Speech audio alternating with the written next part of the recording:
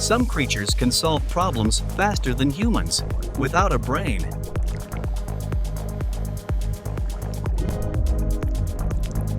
It can optimize networks in minutes. Humans take hours. It literally calculates the most efficient routes, without neurons, code, or a brain.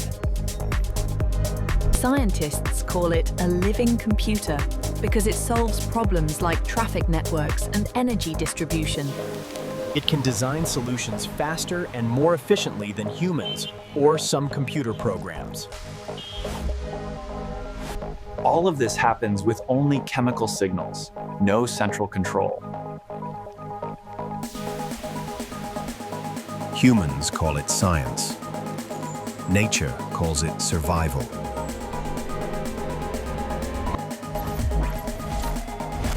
Follow for more creatures that make us look like amateurs.